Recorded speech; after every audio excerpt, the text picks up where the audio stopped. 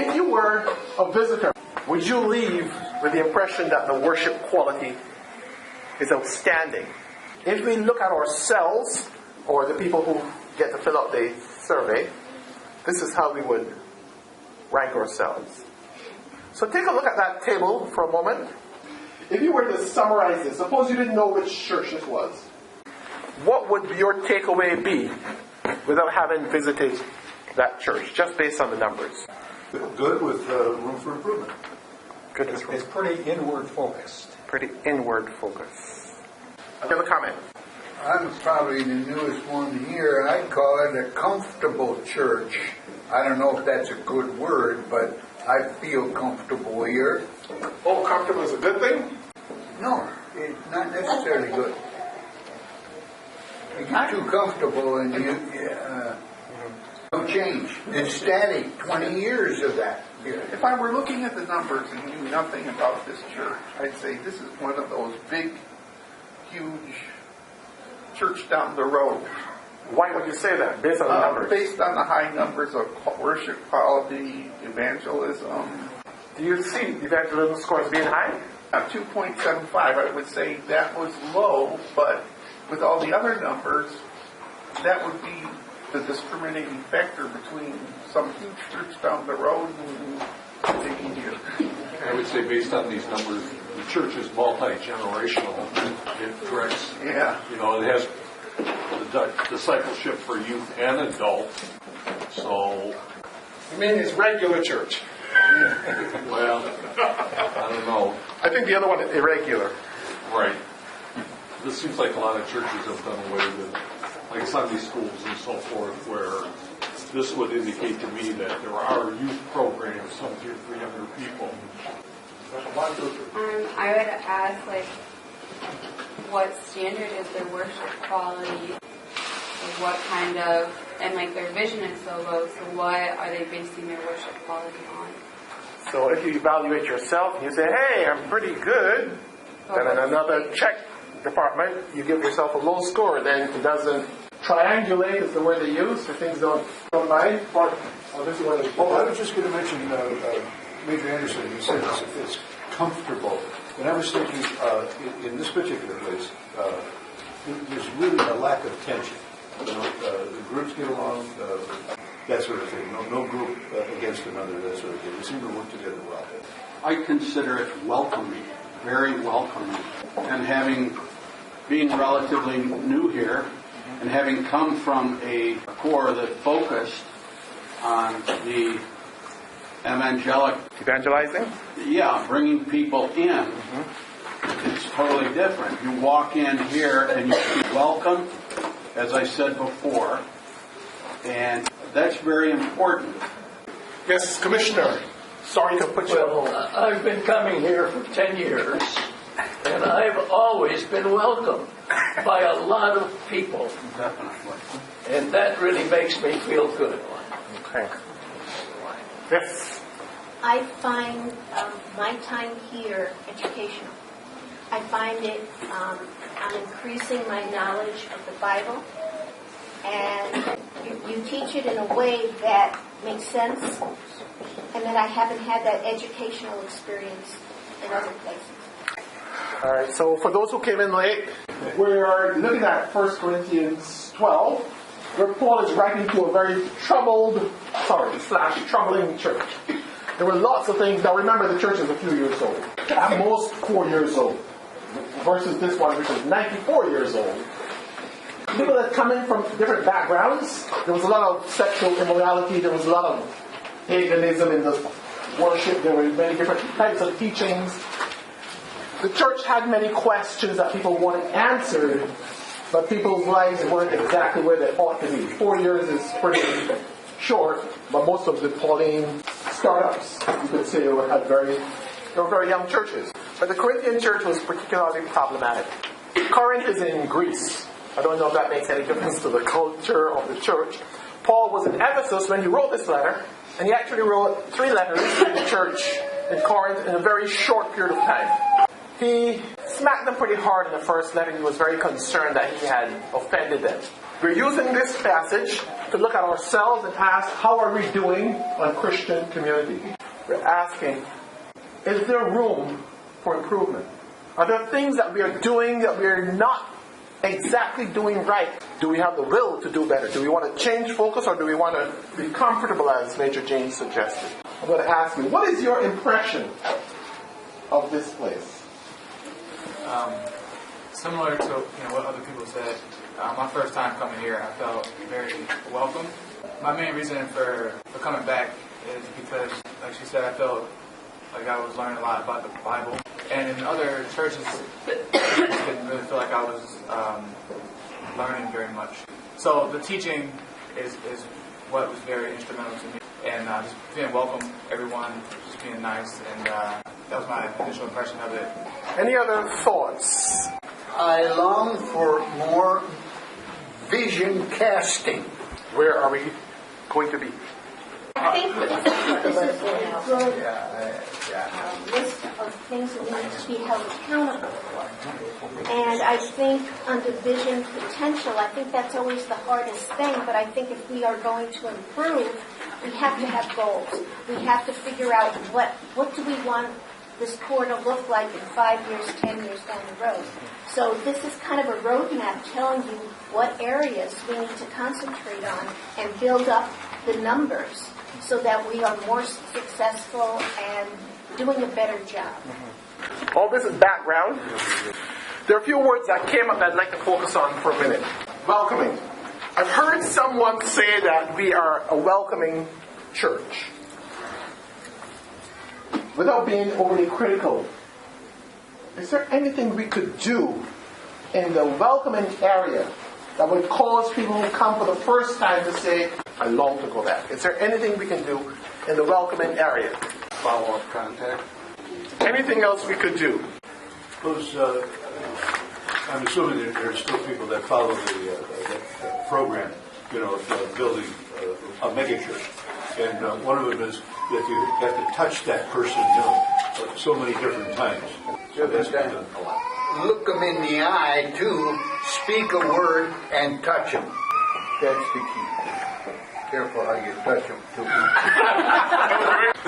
Anything else? Sometimes I think we're a little schizophrenic in our in who we see and how we see ourselves and what we think we want to be. Sometimes we want to be the Salvation Army, and then sometimes we want to be the Evangelical Church down the street. And I think we're not sure who and what we want to be and do. By the Evangelical Church down the street. No, I mean the one with the mega church. Yeah, but a small mega church. And outlook and expression and worship. That's interesting because I remember when we moved from the old core out to this building, there were murmurs about we've got too churchy a church. Stained glass windows and this huge entryway. It's terrible. We need to do the Salvation Army. I haven't heard anyone talk about prayer yet, and I think that's a weak link. I don't know how much we do together. Now, this is a touchy subject, because if you have prayer meetings and 5 people come, and you announce the prayer meetings and 6 people come after you announce it, what is not work that would cause the announcement that we're going to pray not to draw people in? So we need to have a prayer focus. I will say that I do not believe we've had a prayer series preached in the past several years. I don't know how you would make it gain traction, because coming back at 6 o'clock on a Sunday night when there's so many other things going on. We spent our whole lives at the church growing up. Right. The kids today don't have time with everything that's demanded upon them or the pressures that are on them to be at church 6 and 7 days a week, or even the adults. And we don't live close to the church. We walked to church before. Now we drive 20, 30 miles to get to church. So we understand the chameleon nature of ourselves and how we define ourselves and whether we want to change or not. But with the 100th anniversary coming up soon, vision casting, where do we go from here? I would say that sadly, if we look at the numbers, the attendance is in decline. And I kept asking many times before council, why don't we report the numbers anymore? And I was told, well, because they're in decline and we don't want to talk about them. The Nile is more than a river in Egypt, by the way. And we can deny. But if you don't have an evangelical focus, then that is likely to happen. You'll have more funerals and dedications, and you'll be like many once multi-generational churches have become less multi-generational. Thankfully, we have a lot of programming for youth, and that keeps the vibrancy for the future. There's one sad statistic that I have to report. After people leave at age 18, there's a big question mark. And it's not us, it is nationally in the evangelical movement. When people leave home at 18 and go off, their life changes. And the roots have to be well grounded so that we don't have a situation where people decide, I want to try other things after I leave home and my parents don't drive me to church or make me go or something like that. So that's another issue to be concerned about. Okay, thank you for that conversation. I hope it was not a waste of time. Yes? I just, when you talk about people leaving, I think the big part has to do with discipleship. I think that, the age gap that's leaving is because they're not disciples. I mean, I can tell you how many mentors I have on one finger, probably 3. Because no one was there to disciple me, no one checked in on me, no one was there during the hard times to help. It was, you're just not committed enough, or you're not active, but no one ever showed me how. So instead of discipleship, I'll call that mentorship. I had to learn how to do it on my own. I didn't want the same to happen for other people. But there's this spot where, you don't need people to show you how to do it. And I think sometimes, it's just easy, you just do it. But the reality is Christian life is not easy. Have you heard that African proverb, it takes a village to raise a child? Maybe we need to be intentional and be in the village as we look at the children. Yes. I know we're looking within today in this session, but we need to recognize the fact there is a dramatic cultural change in the society in which we live. And I don't know if we're changing with it. I don't know where to go with that one. But in other words, there's some compromising taking place. I think we can change without compromise. I don't know how to explain that either. But the cultural change in our society is scary. It is scary, yes. Well, I recently got a smartphone, and Mark was telling me when he got one how it said you walked around with a computer in your pocket. And I said, I don't need that. No, I have one. No, you don't need a computer in your pocket. So that opens the door for so many things. The research says that people feel smarter because of that thing in their pocket, but they're actually less smart because they think I have access, therefore I am. I carry, therefore I'm smarter. Not really. Take it away from them and they don't know what to do. One last comment. I did say that earlier. Teacher's prerogative, I guess. So here is a piece of research. I don't let my students bring their phones to class and play with them. One student said to me, Professor, I disagree with your policy. 2 weeks ago he came and said, actually I agree with your policy. The people who came for a Bible study are probably fuming right now. Our session is entitled Christian Community. I'm going to read from the handout, and we might have a few minutes to talk about our lesson. But I hope that the time spent today was reflective, and we can continue this as we reflect on who we are and how we would like to be seen and how we would like to live out our salvation in the future. Christian community. Paul carried a profound burden for the Corinthian church. His words to that divided congregation demonstrate the concern for them and their fellowship in the Lord. He wanted to help bring about reconciliation between the factions. Division within the church is uncharacteristic of who we are called to be. Paul knew that, and he ached over the disunity among the Christians of Corinth.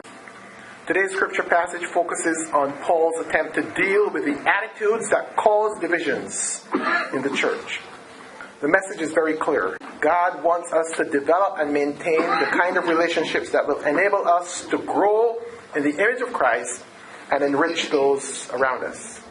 When we come together in community, we have the opportunity to encourage one another, worship together, pray together, support one another, share each other's burdens, correct one another, and so on.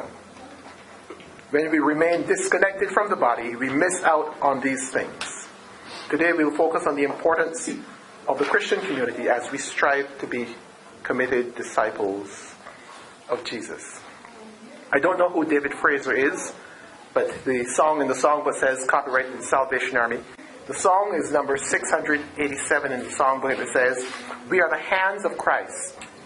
He uses us each day to show His love to everyone in every kind of way.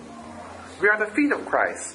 His errands we must run, to fetch, to carry, and to help in every way we can. We are the eyes of Christ. All beauty we must share, and hope one day to bring to you, Jesus, all those who do not care. We are the lips of Christ. He speaks through us to men, to cheer, to comfort, and to tell of His great love for them."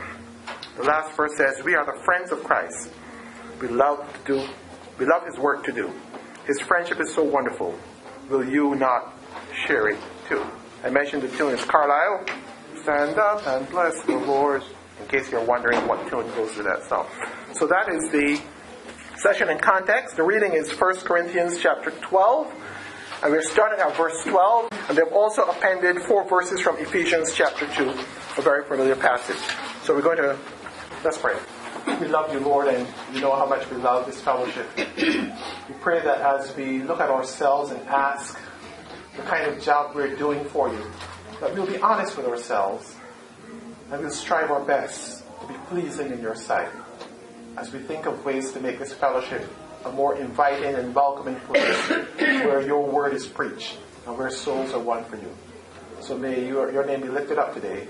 May we leave this place saying we were glad we came for Christ's sake. Amen. I mentioned the context that Paul wrote to this church that had a diverse array of people. It was a young church, like all of them were, 4 years old, and they were having issues, and Paul wanted to get to the bottom of this situation very quickly, and he thought he offended them by his harshness in 1 Corinthians, and he wrote 2 Corinthians, sort of wanted to apologize, but then the report he got back was that they were not that offended, and therefore he said, "I'm glad I was firm with you."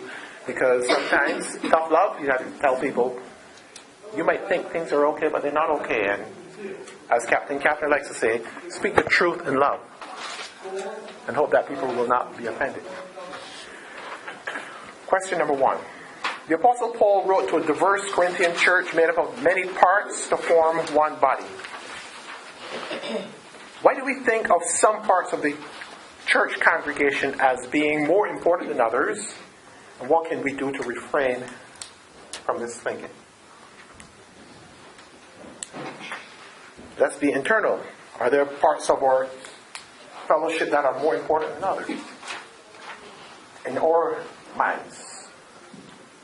Well, they have more, I hate to use the word power. I mean, in our situation, if our officer can do a lot of things without a complete agreement with the congregation. So that does happen. Okay. In terms of the parts of the church, branches, the ministries. Yes. Well, obviously the more visible parts are, people think that, those are the important people. Those ones up on the platform, the ones that are in front of everybody every week. Those ones that, have a lot to say all the time about stuff. Those are the important ones. And we peons, that, we work in the kitchen or we clean the bathroom or whatever. We're not quite as important. But I think to refrain from that thinking, obviously you have to recognize, like Paul is saying, every part is important. Everything that contributes to the working of the church, to the building of Christ's body, is going to be important. And that's what we have to remember. That's verse 22. He says, those parts of the body that seem to be weaker are indispensable.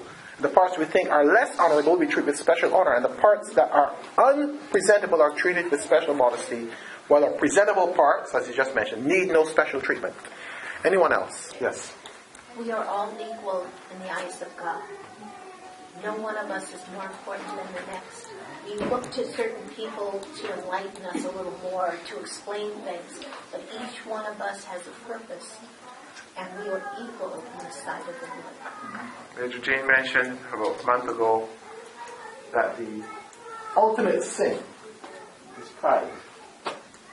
Pride can come up and make you feel like, okay, look at me, I'm so cute. And pride, the Bible says, comes before a fall, the fall in this case. And my one and only Corps officer appointment. I had a young man who was our maintenance guy, and he felt like he was not important. He had a brain injury due to an auto accident, and he was not the smartest rock in the congregation. But I managed to convince him that what he did was important because of the way the building looked.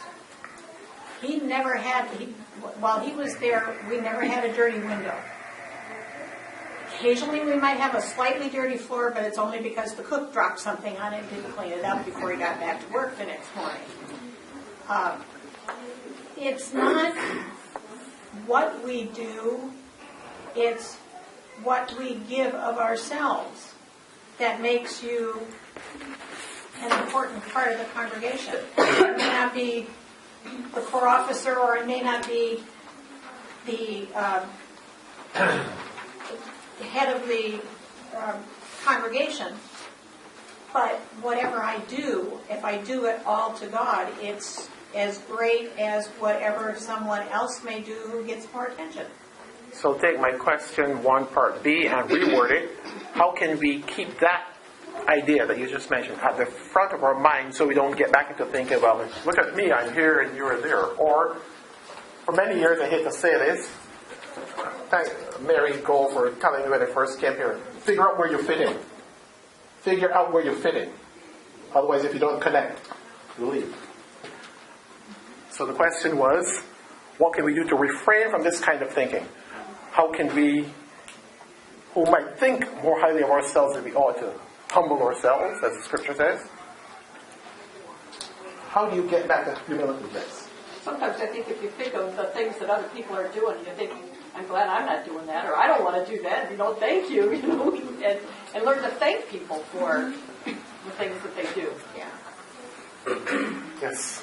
I've always appreciated servant leadership because I think it embodies this whole frame of mind that we're talking about. To people who are willing to have a dinner, go get their own food, not be waited on. If it's that kind of a dinner where everybody else is, but the head table is waited on, and the head table says, no, nobody's waiting on us. Or when you see your leadership actually physically doing the humble things around the building or with people. I appreciate personally that type of leadership. Now, that's ingrained in me somewhere, came from somewhere. I like to think it came from the Lord opening my eyes to that type of thing. But then I have to think, how do I embody that same type of servanthood myself? And not think, well, I would never clean the bathroom here. I don't clean the bathroom. That's not my job, But I really, honestly, have offered to clean bathrooms for some things and not been taken up on it and said, thank you, Lord. But I did. I made the offer a couple of times for when we were housing people in the wintertime. But to me, that's one of the ways we can refrain from having this division, is if we each think of ourselves as a servant. Anyone else? We have gone through a period in the church where we gave focus to gifting, certain gifts. I bought into that, and I think there needs to be someone that helps another identify their gift and help them fit in. Somebody needs to help people fit in. I think sometimes we look at things from 2 points of view.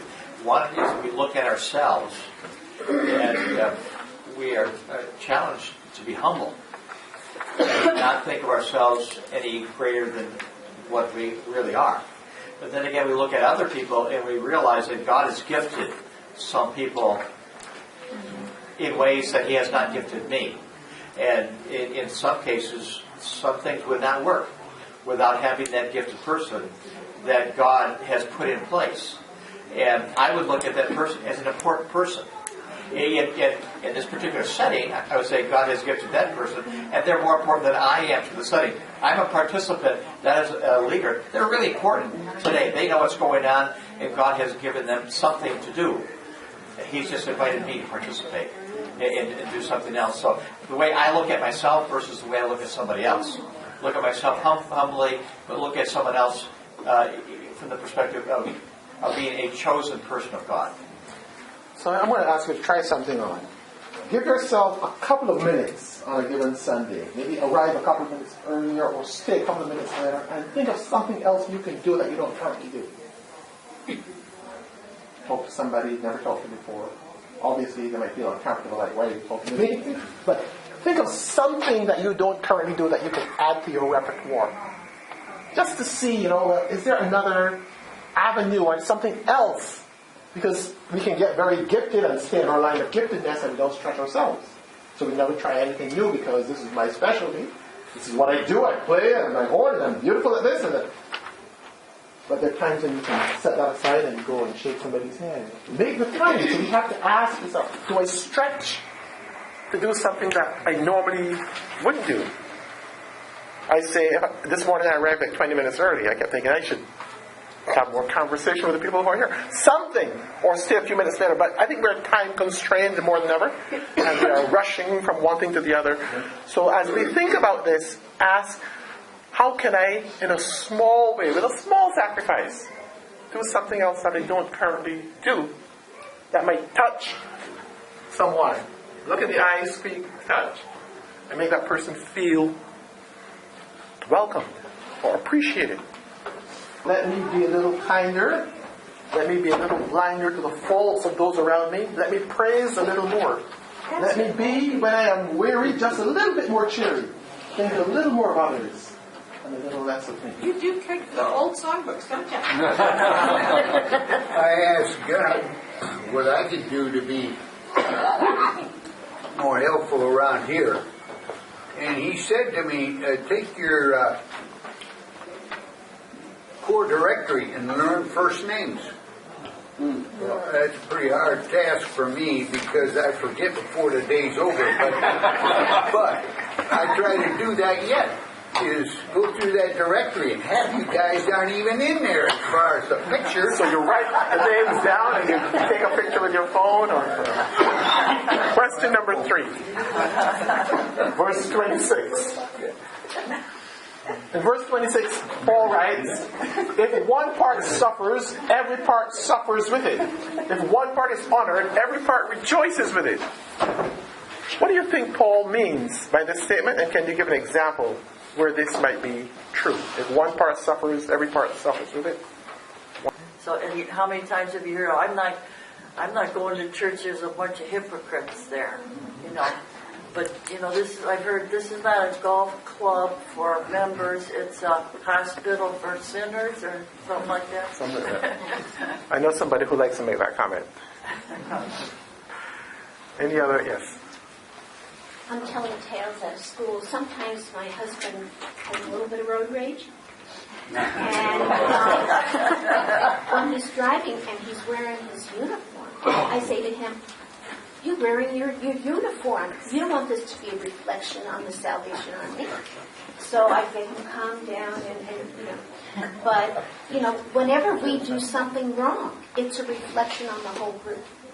So we have the responsibility to build up our group, not to tear it down. So you wear the uniform every day then. Kill the road rage.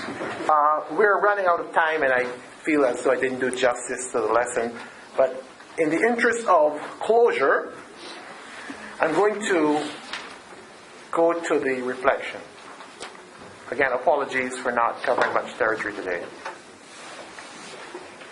So question number 7, I say, what tactics or methods might be used to increase our availability for God to use us to do His good work? How might we say, use me, Lord, for your glory, and what will we change so that we can become more available? Here I am, wholly available to serve you. As for me and my house, Joshua said, we will serve the Lord. How can we change what we're doing so that we increase our availability for God to do His good work through us? Question number 8, I ask, can you think of an area in the church that could use your help, especially during this busy season for the next 6 weeks? Is there something you can do that you're not currently doing? Some of us are overworked, I know that. Are there avenues for you to do something that you're not currently doing to improve the image and the practice of our community? In conclusion, if you look at my reflection question, I said, think of someone who does a great job serving selflessly and diligently. I mean this. Think of someone.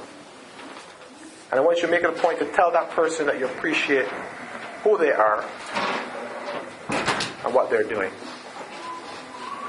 My closing song. Blessed be the tie that binds our hearts in Christian love. The fellowship of Christian minds is like to that above. Before our Father's throne we pour our ardent prayers. Our fears, our hopes, our aims are one, our comforts and our cares. We share our mutual woes, our mutual burdens bear, and often for each other flows the sympathizing tear. Let's pray. Help us, dear Lord, to help each other. Help us to care about each other, and help us to strive to do what pleases you, so that others are drawn closer to you. As we reflect and think about how we can make this place a more welcoming place, as we reflect on how we can be light bearers, as we reflect on how we can be the salt for this congregation, please help us, Lord, to seriously consider your will. And may we do our best in everything we do, even today, as we reach out to others to encourage them. So bless us, we pray, and give us a good day today for Christ's sake. Amen.